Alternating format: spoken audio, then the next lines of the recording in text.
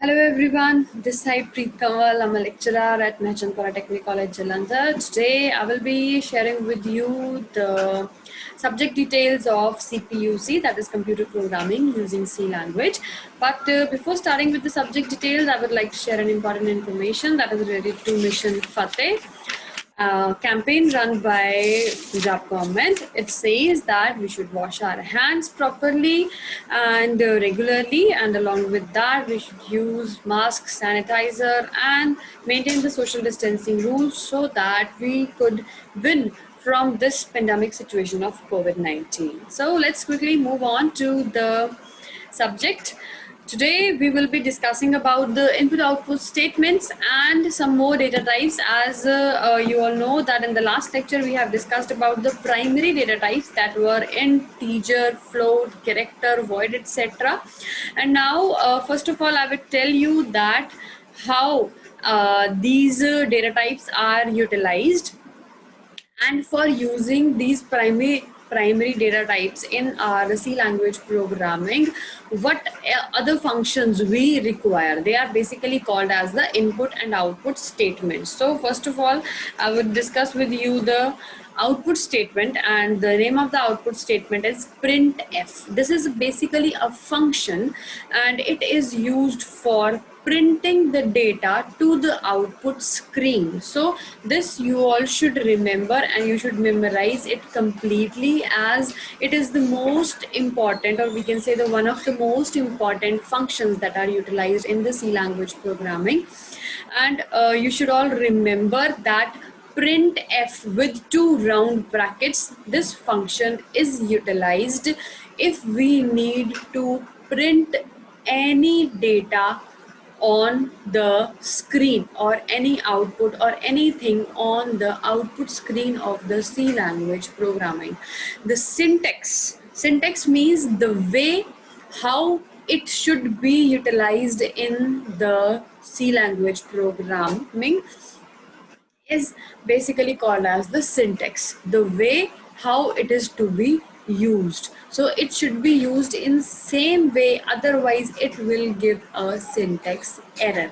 So look at here carefully as it is written over here. This is printf, the round bracket starts control string. What do you mean by control string? It is written in inverted commas. So you have to write inverted commas, and control string here means that whatever you want to write at the output screen, you must put it in double inverted commas, and then after you have to put the round bracket close. Okay, close round bracket.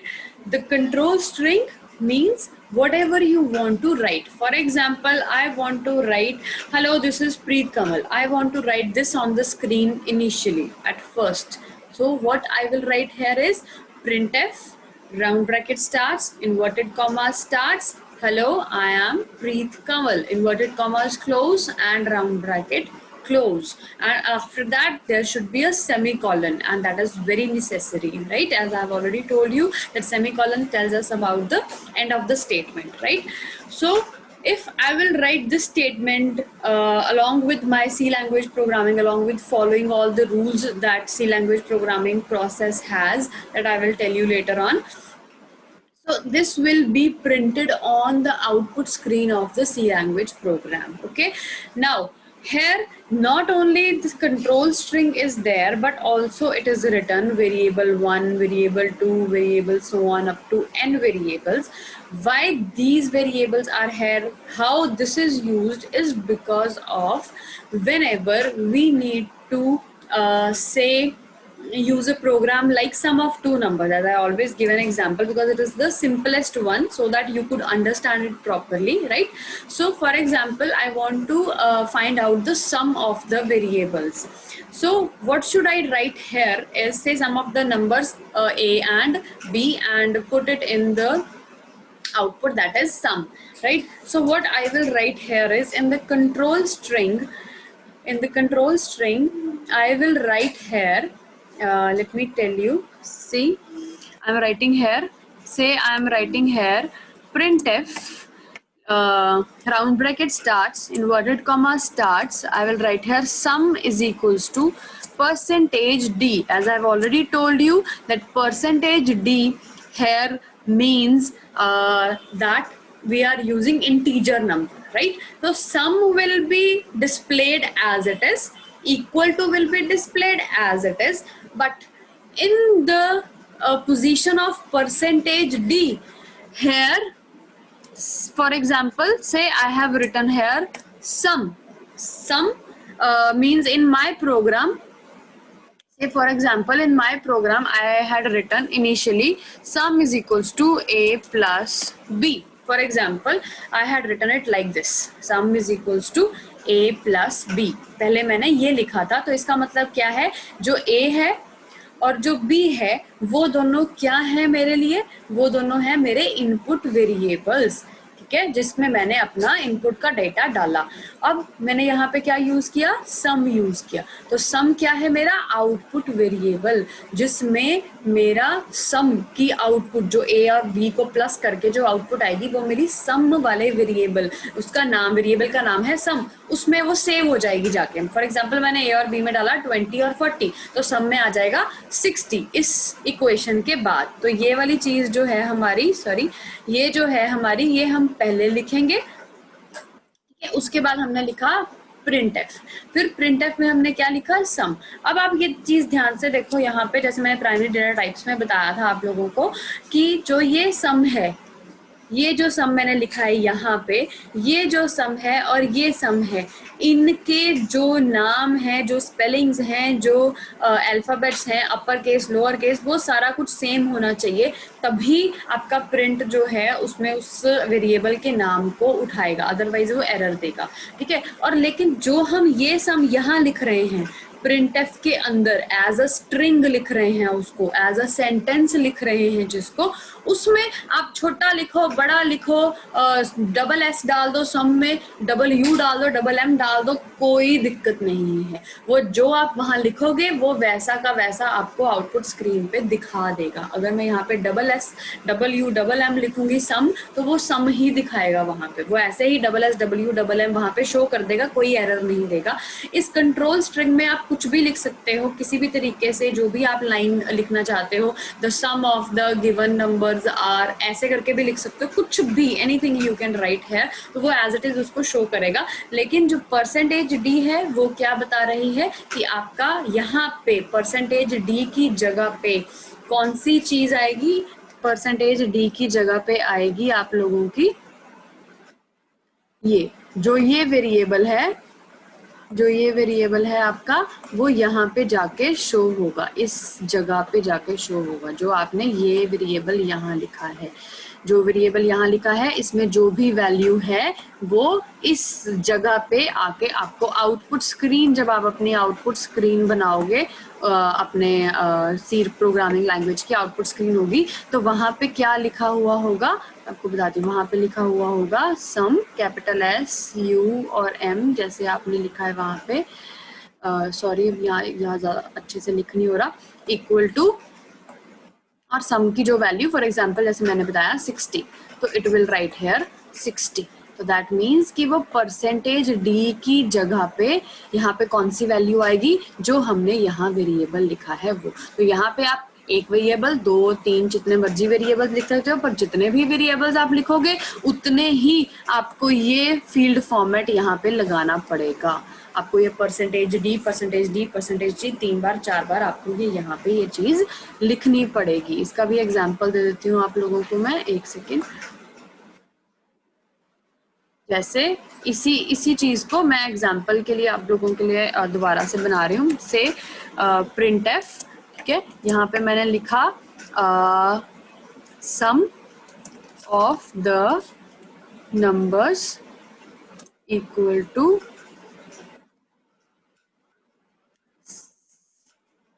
Sorry यहाँ पे मैं लिखती हूँ sum of percentage D and percentage D is equals to percentage D. यहाँ पे मैंने ऐसे लिखा, कॉमा कि मैं इसको बढ़ा लेती हूँ यहाँ से, तो आपको एक ही लाइन में आएगा तो आपको समझ में आ जाएगा इसी, राइट।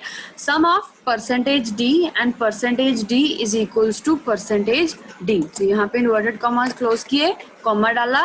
सबसे पहले यहाँ पे यहाँ पे आप देखिए, सबसे पहले यहाँ पे इस परसेंटेज डी की जगह पे कौन सा वेरिएबल आना चाहिए, ए। दूसरे परसेंटेज डी की जगह पे कौन सा वेरिएबल आना चाहिए, बी। और तीसरे परसेंटेज डी की जगह पे आना चाहिए वेरिएबल सम। मतलब कि जो यहाँ पे पहला वेरिएबल लिखा जाएगा वो उसका डेटा इस जगह पे पहले परसेंटेज डी की जगह पे शो होगा। जो यहाँ पे दूसरा भी लिखा जाएगा उसका डेटा दूसरे परसेंटेज डी की जगह पे शो होगा। जो तीसरी बार में लिखा जाएगा उसका यहाँ पे आके शो होगा, ठीक है। अगर आप ए बी और सम को उल्टा पुल्टा लिख देते हो, ठीक है, कोई आगे पीछे कर देते हो, तो क्या होगा, तो यहाँ पे वो ऐसे ही दिखाएगा, लेकिन आप लोगों की जो वैल्यूज हैं वो उलट पुलट हो जाएंगे और आपकी जो आउटपुट स्क्रीन है उसके ऊपर जो आप चाहते हो वैसा आपको डिजायर्ड रिजल्ट नहीं मिलेगा। एग्जांपल देती हूँ, जैसे मान लो आपने लिखा इस तरह से, अगर आप ऐसे लिखोगे तो मैं आपको आउटपुट बता देती हूँ। आपकी आउटपुट जो है वो कैसी आएगी, आपकी आउटपुट आएगी, आउटपुट स्क्रीन पे लिखा हुआ होगा sum of 20 and 40 is equal to 60। तो इस तरह से आउटपुट आएगी। अगर आप ऐसे जो मैंने आपको जैसे बताया है, अगर आप वैसे लिखते हो तो आपकी इस तरह से आउटपुट आएगी। दूसरा तरीका क्या है जो गलत है, मतलब मैं फिर भी आपको बता रही हूँ। दैट इज, मान लो हमने लिख दिया सम, अब मैंने ये ऐसे लिख दिया, मान लो, ठीक है, गलती से मेरे से लिख हो गया, तो वो ऐसे ही शो करेगा लेकिन वो एरर नहीं देगा आपको, ठीक है। सम ऑफ से percentage D and percentage D is equals to percentage D, ठीक है। तो ये लिखा, लेकिन इसमें मैं क्या कर रही हूँ, यहाँ पे इन्वर्टेड कॉमास क्लोज कर दिए, कंट्रोल स्ट्रिंग पे इन्वर्टेड कॉमास क्लोज करके उसके बाद कॉमा डाल के फिर आपने वेरिएबल्स लिखने हैं बाकी, ठीक है। तो वो वेरिएबल्स जो आप लिख रहे हो, मान लो मैंने यहाँ पे लिख दिया सम, फिर ए, फिर बी और ये कर दिया है, ठीक है। तो वो गलत नहीं, आपकी तरफ से ये गलत नहीं है, वो भी गलत नहीं लेगा, कोई सिंटेक्स एरर नहीं आएगा इस कंडीशन के अंदर, क्योंकि ये लॉजिक गलत है, आप लोगों का लॉजिक गलत है, हमारा लॉजिक गलत है, उसका कोई दिक्कत नहीं है, उसका कोई कसूर नहीं है इसमें, ठीक है। तो अब देखो आप आउटपुट पे वो क्या शो करेगा, SUMM, जैसे आपने लिखा था वो वैसे ही शो करेगा ऑफ। देखो अब इस परसेंटेज डी की जगह पे कौन सा नंबर डिस्प्ले होगा, जो सम वाला है, मतलब पहला वेरिएबल यहाँ पे, दूसरा वेरिएबल यहाँ और तीसरा वेरिएबल यहाँ आएगा, ठीक है। तो अब सम ऑफ यहाँ पे लिखा आएगा 60 एंड 20 इक्वल टू 40। तो मतलब यहाँ पे आप दोनों स्टेटमेंट्स में देखो डिफरेंस क्या है। डिफरेंस सिर्फ इतना है कि आप लोगों ने स्ट्रिंग सही यूज की, सिंटेक्स सही यूज किया, इन्वर्टेड कॉमा सही जगह पे लगाए, everything you have done very correctly, very rightly, right. लेकिन वहाँ पे प्रॉब्लम क्या हो गई आप लोगों की, कि आपने ये जो वेरिएबल नेम्स थे उनको आपने उलट पुलट कर दिया। तो इस वजह से आपका जो अंदर जो काम हुआ है वो बिल्कुल सही हुआ है, लेकिन इन वेरिएबल्स के चेंज होने की वजह से आपकी आउटपुट स्क्रीन पे जो नजर आ रहा है वो गलत हो गया, ठीक है। तो ये कंट्रोल स्ट्रिंग स्पेसिफायर्स हैं, ठीक है। ये वाले जो हैं आपके percentage D, percentage S, percentage D, percentage F, ये अलग अलग हैं। तो ये सारे अलग अलग जगहों पे यूज होते हैं, ठीक है। परसेंटेज डी इंटीजर के लिए, परसेंटेज एस स्ट्रिंग के लिए, परसेंटेज एफ जो है आप लोगों का वो फ्लोट के लिए यूज होता है, ऐसे परसेंटेज सी यूज होता है कैरेक्टर के लिए। तो this you have to use all these things depending upon आपने क्या आउटपुट स्क्रीन के ऊपर शो करना है। तो I hope this is all, this printf is all clear to you, ठीक है। तो देन नेक्स्ट वन जो है हमारा, तो नेक्स्ट है, ये तो था हमारा आउटपुट फंक्शन। तो इसका मैंने यहाँ पे देखो एक एग्जांपल भी ले रखा है कि printf hello world। तो इस तरह से आप इसको लिख सकते हो, #stdio.h जो हम लोग लिखते हैं स्टार्टिंग में, जो मैंने तुम्हें आपको बताया था structure of the C program जब हमने किया था, तो उसमें बताया था कि सबसे पहले हमने ये हेडर फाइल इंक्लूड करनी है, उसके बाद वॉइड मेन लिखना है, कर्ली ब्रैकेट स्टार्ट करनी है, क्लोज करनी है, और उसके बीच में जो भी आप प्रिंट करना चाहते हो। उससे मैंने लिखा printf ठीक है, राउंड ब्रैकेट स्टार्ट की, जो डबल इन्वर्टेड कॉमा स्टार्ट किए, हेलो वर्ल्ड लिखा, डबल इन्वर्टेड कॉमास यहाँ पे क्लोज करने ये रह गए, यहाँ पे डबल इन्वर्टेड कॉमास क्लोज किए, राउंड ब्रैकेट क्लोज करी और सेमीकोलन।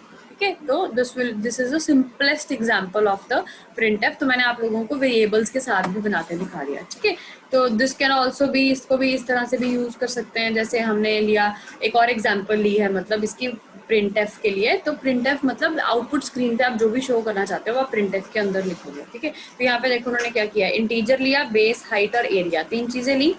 ठीक है, तो किसी चीज का हमने एरिया निकालना है, तो एरिया जो है वो किसके बराबर हो गया, base into height divided by 2 के बराबर हो गया। तो यहाँ पे बेस ली 5, हाइट ली 3 और एरिया लिया, यहाँ पे एरिया मान लो फ्लोट में हमने डिफाइन कर दिया, तो वो ऊपर कर सकते हैं। तो यहाँ पे उसका वो ले लिया हमने, फॉर्मूला लिख दिया कि एरिया किसके बराबर है, base into height divided by 2 के बराबर है। तो प्रिंटफ हम यहाँ पे कैसे यूज कर रहे हैं, वही प्रिंटफ लिखा, राउंड ब्रैकेट डाली, डबल इन्वर्टेड कॉमास डाले, area is equals to percentage D, right, percentage D slash N, जैसे मैंने आपको लास्ट लेक्चर में बताया था, एस्केप सीक्वेंस है, न्यू लाइन के बारे में बताता है ये। ठीक है, तो यहाँ पे आप न्यू लाइन में उसको आंसर जो है उसको न्यू लाइन में शिफ्ट करना अगर आप चाहते हो तो यहाँ लगा सकते हो, वैसे यहाँ पे जरूरत नहीं है। ठीक है, तो फिर डबल इन्वर्टेड कॉमास डाले, कॉमा, और यहाँ पे लिख दिया मैंने एरिया। ठीक है, तो 5 इंटू 3 डिवाइडेड बाई 2, तो वो बन गया 7.5। तो दिस इज द आउटपुट पे जो एरिया इज इक्वल्स टू 7.5, इस तरह से वो डिस्प्ले होकर आ जाएगा। तो I hope this printf function is clear to you all. मेरे ख्याल से इस तरह से मैंने क्लियर किया आप लोगों को। नेक्स्ट द फंक्शन जो इनपुट आउटपुट स्टेटमेंट में जो सेकेंड फंक्शन है, that is the scanf function. Now what do you mean by scanf is, जैसे प्रिंट करते हैं हम, प्रिंटर यूज करते हैं आउटपुट साइड पे, वैसे ही स्कैनर यूज करते हैं इनपुट साइड के ऊपर, ताकि हम कोई इनपुट को स्कैन कर सके।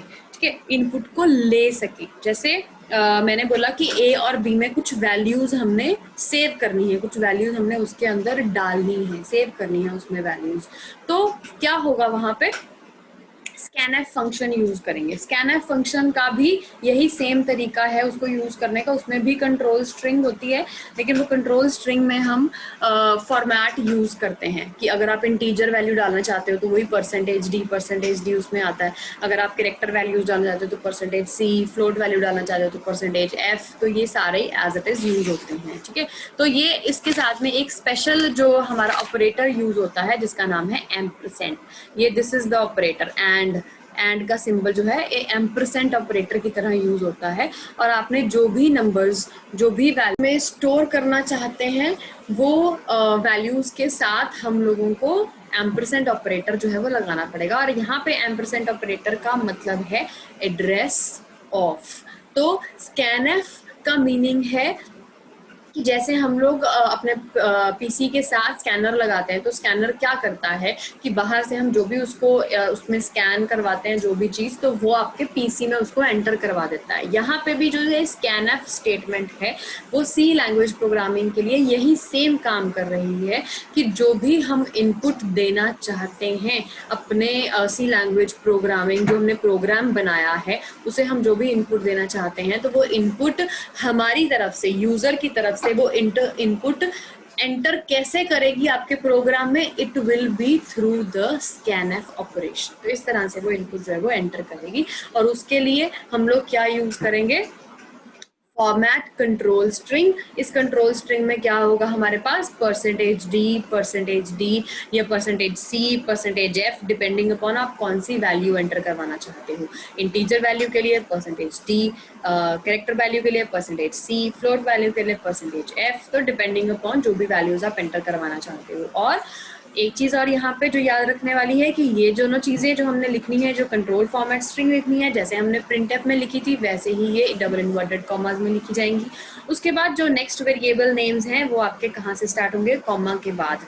प्रिंटएफ में एम्परसेंट नहीं लगाना है, लेकिन जो स्कैनएफ है उसके अंदर हम लोग क्या लगाएंगे, हमारा एम्परसेंड का साइन लगाएंगे, क्योंकि प्रिंटफ में हम लोग क्या यूज कर रहे हैं, प्रिंटफ में हम लोग लगा रहे हैं जो डेटा है उसको आउटपुट पे शो कर रहे हैं, तो वो डेटा वेरिएबल में स्टोर्ड है तो उसे हम एज इट इज यूज कर सकते हैं। लेकिन जब हमें कोई डेटा बाहर से अपने प्रोग्राम में एंटर करवाना है, then we have to use ampersand so that it could be stored in the address of that particular variable, right? तो इसमें जैसे एग्जाम्पल मैं लेती हूँ यहाँ पे, तो एग्जाम्पल में हमने क्या किया, स्कैनएफ का सिंटेक्स है, कंट्रोल स्ट्रिंग यहाँ पे लगाई ampersand v1 and ampersand v2, तो example ampersand a ampersand b उसमें हमने एंटर करवा दिया। यहाँ पे एग्जाम्पल मैं देती हूँ आप लोगों को, जैसे हम सम ऑफ टू नंबर्स की, वही जो हम सेम एग्जाम्पल जो पहले ली थी वही सेम एग्जाम्पल अगर हम लोग दोबारा से यूज करें, तो जब मैंने स्टार्टिंग में जो आपका वो है यूजर है उसको पूछा कि आप कौन सी क्या वैल्यूज एंटर करवाना चाहते हो ए और बी के अंदर, ठीक है, तो what I will right is, मैं आपको यहाँ पे लिख के बताती हूँ, ठीक है, तो आप लोगों को क्लियर हो जाएगा, ठीक है। यहाँ पे फॉर एग्जांपल मैंने लिखा कि printf, राइट, वही सेम जो हम पहले यूज कर रहे थे, तो यहाँ पे मैं लिखा एंटर टू नंबर्स, ठीक है, तो ब्रैकेट्स क्लोज और सेमीकोलन डाल दिया मैंने। अब यहाँ पे मैं स्कैनएफ यूज करूंगी, स्कैनएफ में फिर वही सेम जो सिंटेक्स हमने यूज करना है, ये बहुत ध्यान से आपको देखना पड़ेगा, round bracket inverted comma start किए, ठीक है, उसके बाद अब ऑब्वियस सी बात है, अगर मैं टू नंबर्स का सम करना चाहती हूँ तो दोनों नंबर्स जो है मेरे पास वो कौन से होंगे, इंटीजर नंबर्स होंगे, तो I will write percentage D inverted commas close comma, तो यहाँ पे मैंने क्या डाला, ampersand A comma ampersand B, round bracket close and semicolon. So अब यहाँ पे मेरे पास क्या होगा कि जो मैंने पहले, मान लो जो मैंने पहले क्या किए थे, इंट ए कॉमा बी, तो ये मैंने पहले क्या किया हुआ था, ये मैंने पहले से दो वेरिएबल्स डिफाइन किए हुए थे, इंटीजर नाम के, इंटीजर डेटा टाइप के दो वेरिएबल्स ए और बी मैंने ऑलरेडी डिफाइन किए हुए थे, ठीक है, तो उन नंबर्स को मैंने ऐड करवाना है, तो अब मैंने उसके बाद क्या लिख दिया, printf एंटर टू नंबर्स। अब मैं क्या बोल रही हूँ, यूजर को, जो आप लोग हो, जो प्रोग्राम बना रहा है या जो प्रोग्राम को पढ़ रहा है, देख रहा है, उसको यूज करना चाहता है, उसको चला के देखना चाहता है, तो उसको मैंने ऑप्शन दे दिया, वो जैसे ही प्रोग्राम को एग्जीक्यूट करेगा, मैंने बताया था आप लोगों को एग्जीक्यूट कैसे होना है प्रोग्राम, जो लास्ट लेक्चर था स्ट्रक्चर एंड एग्जीक्यूशन इन सी वाला, उसमें मैंने आप लोगों को बताया था कि कैसे एग्जीक्यूट होना है प्रोग्राम, राइट, ठीक है, तो उसमें मैंने यहाँ पे क्या डाल दिया उसको, यूजर की जब आउटपुट स्क्रीन आएगी तो वहां पे वो बोलेगा एंटर टू नंबर्स। अब यूजर को तो बोल दिया कि एंटर टू नंबर्स, अब उसने मान लो नंबर्स डाल दिए, 12 डाल दिया, 15 डाल दिया, कुछ भी डाल दिया, कोई भी नंबर डाल दिया, उसने 605 एंड 402 डाल दिया, कुछ भी, एनीथिंग, एनी नंबर ही और शी कैन एंटर, ठीक है, लेकिन वो नंबर जाएगा कहाँ, तो उसके लिए तो आपको जो प्रोग्राम बना रहा है उसको ये चीज ध्यान में रखनी पड़ेगी ना कि वो नंबर अगर डालेगा तो वो नंबर जाएगा कहाँ, तो वो नंबर स्कैनएफ के थ्रू कहाँ जाएगा, एम्परसेंड ए और एम्परसेंड बी में, मीन्स कि ए के एड्रेस ऑफ ए, एम्परसेंड का मतलब है एड्रेस ऑफ ए और एड्रेस ऑफ बी में, जो पहला नंबर जाएगा वो एड्रेस ऑफ ए में जाएगा, जो दूसरा नंबर जाएगा वो एड्रेस ऑफ बी में जाएगा, राइट, तो I hope this is clear to you, right. तो let's move on to the next slide, जहाँ पे हम एग्जांपल देख रहे थे इसकी, ठीक है, तो इसमें भी वही चीज, सेम चीज आ गई, कंट्रोल स्ट्रिंग आ गया, एम्परसेंड से v1 एम्परसेंड v2, ये printf आ गया, तो एग्जांपल printf रिजल्ट, तो इस तरह से स्कैनएफ और printf के उन्होंने एग्जांपल दिए हैं यहाँ पे, तो यहाँ पे भी वही सेम चीज जो भी मैंने आप लोगों को बताई कि for example hash include stdio.h जो हमारा हेडर फाइल है, लाइब्रेरी फंक्शन है, उसको इंक्लूड कर दिया, मेन फाइल लिखी, ठीक है, उसके बाद इंटीजर लिया n नाम का, printf किया, एंटर द नंबर, कोई भी नंबर एंटर करो, एंटर एनी नंबर, ठीक है, तो जो वो नंबर एंटर करेगा वो जाएगा कहाँ, स्कैनएफ के थ्रू जाएगा परसेंटेज डी, यानी कि इंटीजर टाइप का वो वेरिएबल है, कौन सा वेरिएबल, n, और उसके कहाँ जाएगा, एड्रेस में, एम्परसेंट लिखना स्कैन एफ में बहुत ज़रूरी है। प्रिंट एफ में एम्परसेंट नहीं लिखेंगे, स्कैन एफ में एम्परसेंट लिखेंगे, तो it will show here ampersand N. This means कि एड्रेस ऑफ एन में क्या जाएगा, आपने जो नंबर एंटर किया वो कहाँ जाएगा, वेरिएबल के एड्रेस में वो जो डाटा है वो आपका जाके सेव हो जाएगा। So that's all for today because it's already been a long lecture I guess, right? So this was about I had to use it secondary data types also. I was supposed to explain those, but there is no time now, it has already been more than limit. So I have focused on only input and output statements, printf and scanf statements only, so that आप लोग जो है इस printf और scanf को अच्छी तरह से मेमोराइज करके अपने दिमाग में बिठा लीजिए, बिकॉज ये printf और scanf स्टेटमेंट्स जो हैं वो हर एक सी के प्रोग्राम में यूज होनी ही होनी है, इसलिए मैंने इन पर थोड़ा सा ज़्यादा टाइम लगाया है, आपको इसको डिटेल में एग्जाम्पल्स के साथ समझाया है, सो दैट कि everything should be clear in your minds. Okay, so still if there will be any doubts we will be taking them in the live session, and do like my video, do comment on it, so that I could know that किन्होंने मेरी video देखी है और किन्होंने नहीं देखी है, और comment box में ज़रूर बताइएगा कि आपको वीडियो कैसी लगी, how do you like it और नॉट, और अगर कोई चीज़ अगर नहीं लाइक किए हैं तो क्यों नहीं लाइक किए हैं, क्या चीज़ उसमें समझ नहीं आई, मेरी तरफ से कोई प्रॉब्लम है, कोई चीज़ मेरी तरफ से इम्प्रूवमेंट आप लोगों को चाहिए, तो do write in the comment box, and will meet in the next lecture. Till then, thank you so much, take care, bye bye.